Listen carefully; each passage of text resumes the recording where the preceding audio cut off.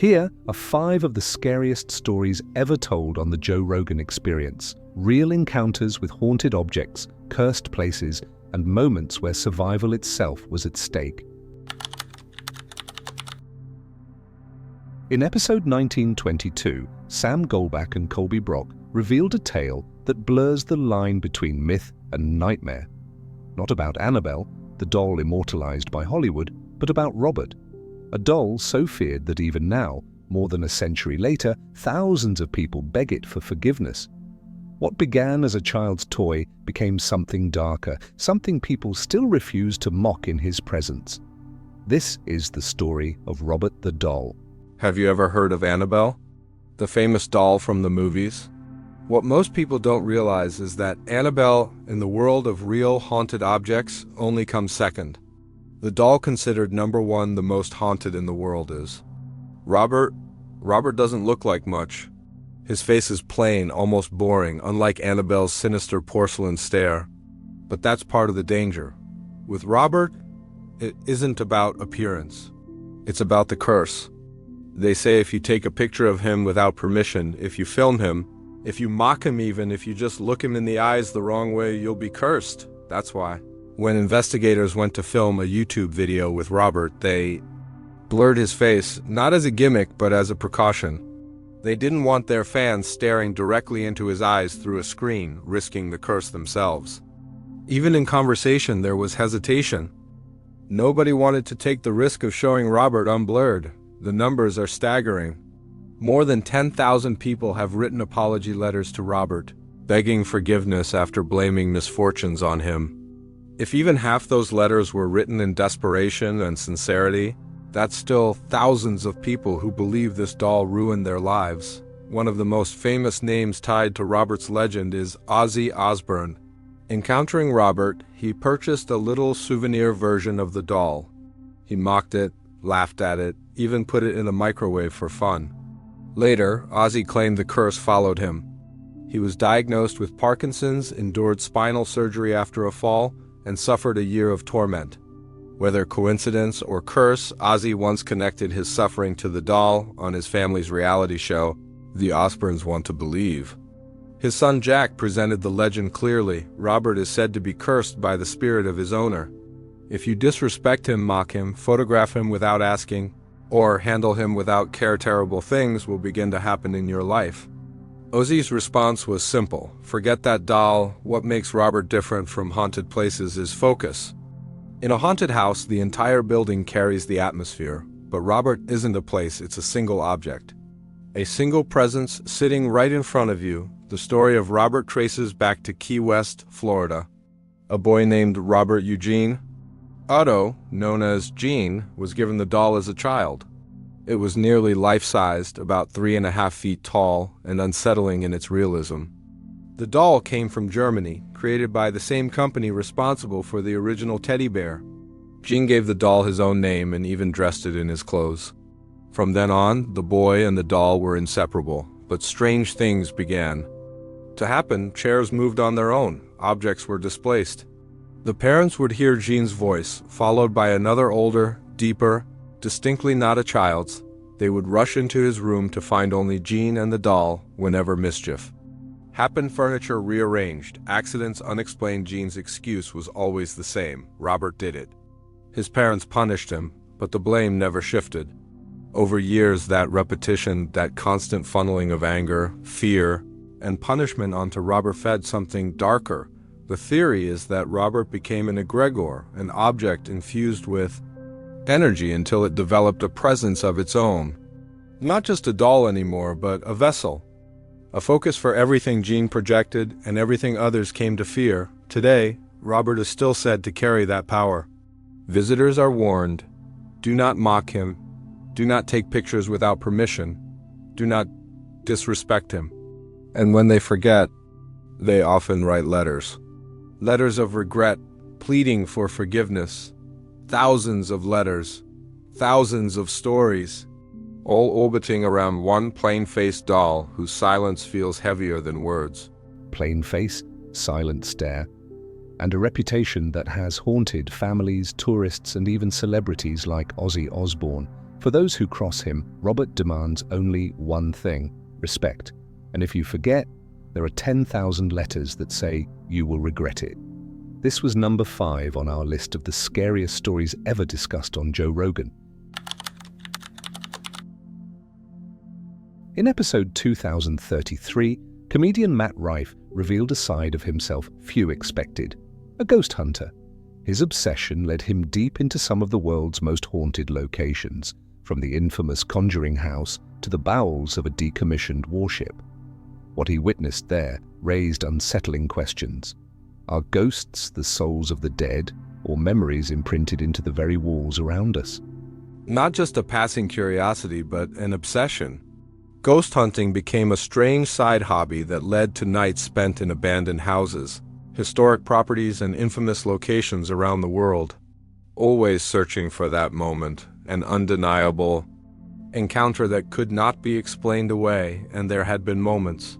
Items moving when they shouldn't, objects shifting across rooms with timing too perfect to dismiss.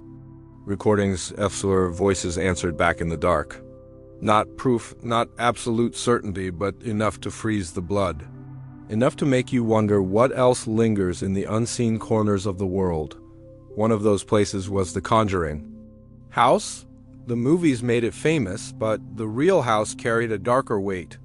Built over underground waterways, on land scarred by war, with rumors of bodies buried within its walls. Everything about it created the perfect storm for haunting. Inside, the atmosphere was heavy, unsettling. Not the most terrifying place ever visited, but unnerving all the same. Objects moved on their own. Toy cars rolled off children's dressers on cue, as though nudged by unseen hands. Subtle, but impossible to ignore.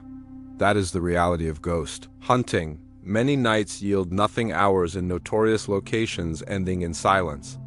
But that is what makes the rare moments when something does move, when a sound echoes back, when a presence is felt, so much more powerful. The question is always the same: what are ghosts? Are they truly the souls of the dead?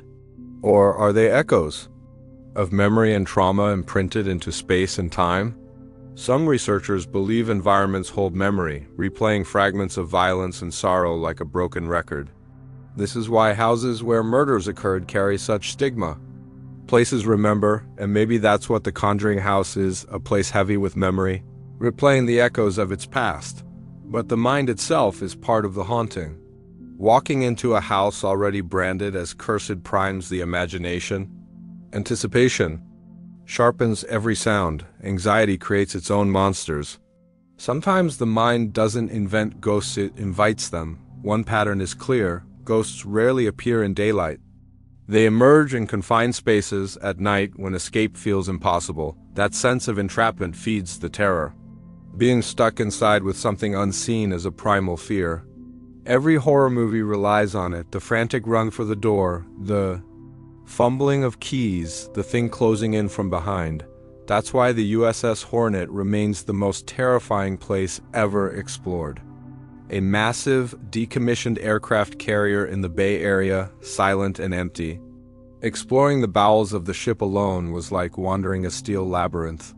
Doorways too narrow, pipes jutting from every wall, endless twisting corridors, shadows, playing tricks. Every corner felt like it could hide something watching. Running was impossible, too many obstacles, too much confusion. In that silence, fear wasn't just of ghosts. It was of being trapped, of realizing there was no quick way out. The Conjuring House carried history. The Hornet carried the weight of environment. Both revealed the same truth. Fear thrives when you cannot escape, and when something unseen may already be waiting in the dark. From toy cars moving on cue inside the Conjuring House to the suffocating terror of being trapped alone in the USS Hornet, Matt's experiences proved that fear doesn't always need a face. Sometimes it's the weight of history. Sometimes it's the silence of a place that remembers too much. In episode 1922, Sam and Colby described one of the darkest places they've ever set foot in: a quiet Iowa town, a modest wooden house, and a night in 1912 when 2 parents and 6 children were murdered with an axe. No one ever heard a scream. No one was ever caught. This is the story of the Villisca Axe murder house. There's a place in Villisca, Iowa that carries one of the darkest mysteries in American history. In 1912, inside a small wooden house, a killer struck. 8 people were murdered in a single night, 2 parents and 6 children all taken. By the swing of an axe, the details still baffle investigators more than a century later. How could anyone kill 8 people in such a tiny house without waking the others? How could the creak of the floorboards, the groan of the wood, not alert someone? Yet no one stirred, no one escaped. The murders remain unsolved. The house still stands. A weathered sign out front declares it for what it is: the Villisca Axe Murder House, painted with dripping red letters like blood. To see it as a neighbor would be surreal, but step inside and the weight of history is overwhelming. Visitors describe a suffocating feeling, a heaviness in the chest, even sudden nausea. Investigators who have walked those rooms often had to step outside to breathe. The story of that night is as gruesome as it is haunting. The killer chose not to use the sharp edge of the axe. He used the blunt side, striking over and over, so violently that marks from the back of the blade are still visible in the ceiling above the beds. Upstairs, the parents' room lay just steps away from the children's room, where 4 of the kids were killed in their sleep. Downstairs, 2 young friends who had stayed the night were murdered as well. 8 victims, all silenced, all without a single scream reported by neighbors. The brutality didn't end with murder. Reports say the youngest girls were the last to die. What followed was depravity. The killer allegedly undressed the children and committed unspeakable acts beside their bodies. In one of the most disturbing details, he is said to have pleasured himself in front of the corpses, using a slab of bacon taken from the kitchen. Sexual violence layered on top of slaughter. The killer lingered. He covered the mirrors, shrouded the windows, and moved methodically through the house as if enacting a ritual. Some investigators claim he even prepared a meal afterward, sitting in silence among the dead before disappearing into the night. For decades, the crime baffled investigators. Suspicion fell on 2 local men. One was a businessman who had argued with the family. The other, a reverend and known Peeping Tom, the town's resident creep. But neither had killed before. Neither fit the brutality of what happened in that house. Theories spread, but no charges ever stuck. Recently, a chilling new possibility has emerged. A researcher traced the Villisca murders to a broader pattern, one that stretched across the Midwest. A man traveling by train, leaving towns in shock wherever he stopped. His name was Paul Mueller. The book, The Man from the Train, lays out the evidence. Families murdered in their homes, always near railroad junctions. The blunt side of the axe used again and again. Windows covered, mirrors draped. Meals prepared and eaten in the aftermath of death. Ritualistic behavior repeated from town to town. The similarities are undeniable.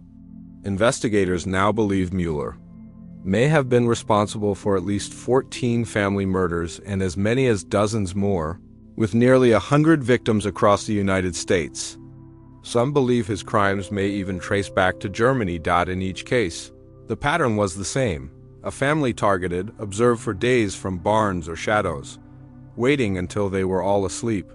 Then the strike, always brutal, always precise. The Villisca family had spent the day at a church service before returning home that night. As they settled into bed, Mueller may have been watching from the barn, waiting for the house to go silent. When the time came, he slipped inside, and the massacre began. Walking through the house today, you don't just see history, you feel it. The air is heavier, the silence unnatural. It's as though the violence of that night still lingers in the wood, in the floorboards, in the walls. Visitors often say the space feels charged. The atmosphere is so thick it's hard to breathe. Over a century later, no one was ever convicted. The Villisca Axe Murder House remains one of America's greatest unsolved crimes, a place where horror once lived and perhaps still does. Over 100 years later, the Villisca Axe Murder House still carries the weight of that night.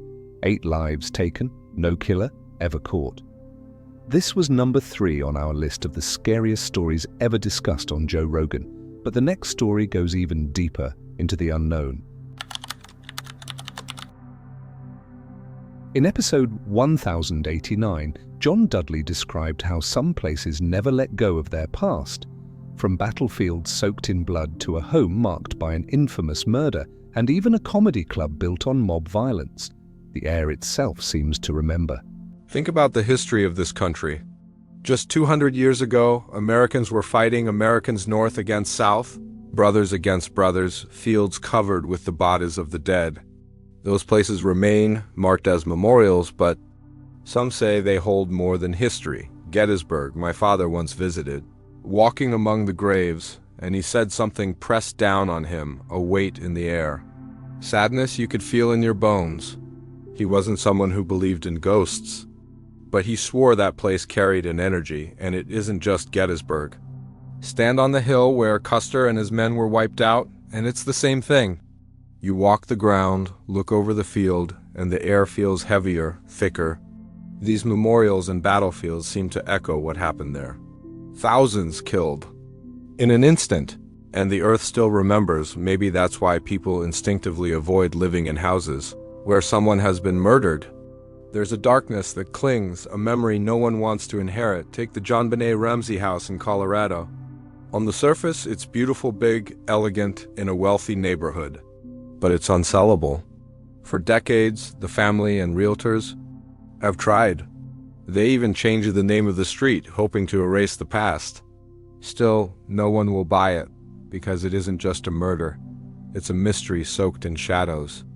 A little girl killed, allegations of molestation, whispers that someone in the family may have been involved. A case that has never been solved, never brought to trial. That house is more than a property. It's a monument to a crime drenched in uncertainty and horror. People say the only way to erase that kind of stain is to destroy the house entirely, scoop out the soil beneath it, and replace it with something new. But then, what do you do with the cursed dirt you just dug up? Where do you put it? Who do you hand that darkness to? Some joke about turning it into something else, maybe a park. Others suggest dumping the dirt in the desert, letting thrill seekers and ghost hunters camp on it, daring whatever still lingers to show itself. But one thing is certain, nobody wants to live in it. Nobody wants to inherit that weight, because some places hold on to death. It isn't just battlefields and murder houses. The Comedy Store in Los Angeles carries its own ghosts. Today, it's a legendary comedy club, a place where some of the biggest names in stand-up built their careers. But before that, it was something else. Bugsy Siegel's nightclub, a mob. Hangout in the 1940s, a place where money flowed. Deals were made and bodies disappeared. Comics and staff whisper about strange things that happened there. Walk the upper rooms in the dark and you'll feel it, that same pressure in the air, like the walls themselves remember. Some swear they've seen figures move when the club is empty. Others say they've felt hands on them, cold and unseen, even. When nothing happens, the silence in those rooms is thick. Step onto the stage late at night, when the laughter is gone and you don't feel like you're alone. You feel like someone else is still there, watching. That's the thread that ties these places together. The battlefields of Gettysburg and Custer's last stand, the Colorado home where JonBenet Ramsey's life ended. The Comedy Store built on mob blood. They are places where violence and death left a mark that time can't erase. You don't have to believe in ghosts to feel it. Walk those grounds, step into those rooms, and you'll know some places never let go of what happened there. From Gettysburg's haunted fields to JonBenet's unsellable home and the Comedy Store's mob history, these places prove death can linger in the walls. In episode 2213, Diane K. Boyd shared the most terrifying night of her life. Alone in a remote cabin, her dogs began to growl, and outside, two men appeared in the snow, calling her name. Some people believe the woods have a language of their own. Spend enough years out there and you begin to feel a current beneath the silence. Sometimes it feels like superstition, sometimes like instinct. But every now and then, the woods tell you not to move, not to open the door, not to go outside. Before I built my cabin, I lived in an even more remote place, a homestead nicknamed No City. It wasn't a city at all, just a scattering of empty cabins deep in the wilderness. Twice while living there, I felt something I had never felt before. The unmistakable sense that danger was outside, no wolves growling, no bears breaking branches. Just a voice in my head saying, "Don't go out." I had spent my life among predators, wolves, grizzlies, even angry humans. I wasn't afraid of the woods, but both times I listened. Something primal told me to. The truth is, a person in the woods is often scarier than any animal. Run into someone in a mall and you nod, say hello, move on. But meet a lone stranger, miles from anywhere, with no one around to help you, and your heart tells you to be careful. Out there, a person can be more dangerous than any mountain lion I know. Because one night it happened, I was alone in my cabin when the dogs started growling. Big dogs, reliable protectors, they didn't growl at shadows. I looked out the window. It was winter, the snow bright under the moon, and two men were out there, lurking, watching. I didn't know them, but they knew me. They called me by my name. Hearing your name in the dark from the mouths of strangers is a shock you never forget. That it was the only time in my life I ever pulled a gun on someone. I didn't hesitate. I stepped out, aimed steady, and told them to leave. They were drunk, menacing, and I was in the middle of nowhere. I didn't wait to find out what they wanted. I drove them off. In the moment, I was calm, focused like a predator, every nerve sharp, every motion deliberate. But once they disappeared into the trees and the silence closed back in, the adrenaline hit, my hands shook. My body felt weak. The terror came later, when I had time to understand how close I'd been to danger. How did they know me? The story goes back to that winter. I was 25, young, blonde, and living alone while studying wolves near the Canadian border.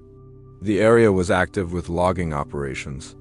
Trucks hauled timber down from Canada, offloaded at the customs station, and American trucks carried it away. For a time, I worked at the landing, trimming logs with a chainsaw so they fit the beds. It wasn't glamorous work, but it put me around. The loggers, they saw me often enough, knew I lived nearby. I was polite, friendly even, but I stood out. And two of those men decided to come calling. I never told the story until I wrote my book. It was too personal, too close. That night, I learned that the woods aren't what you need to fear. It's people. The next morning, I drove the snowy road still shaken, wondering if they'd come back. An old logger named Bob stopped me in his truck. We chatted before he once showed me a photo he'd taken of a wolf. That morning he looked down and said, "Heard you had some visitors last night?" I hadn't told anyone. But the loggers had their own network, their own CB radios. Somehow, word had spread. I admitted it, and Bob nodded. "You don't have to worry," he said. "That won't happen again." It was his way of telling me he'd be watching out for me. The truth is, mountain lions, wolves, bears, they kill because they must. They have a purpose in nature. Humans are different. Humans can be unpredictable, cruel, drunk, or dangerous. And in the woods, when the dogs growl and strangers call your name from the dark, you realize men in the woods are the scariest thing of all.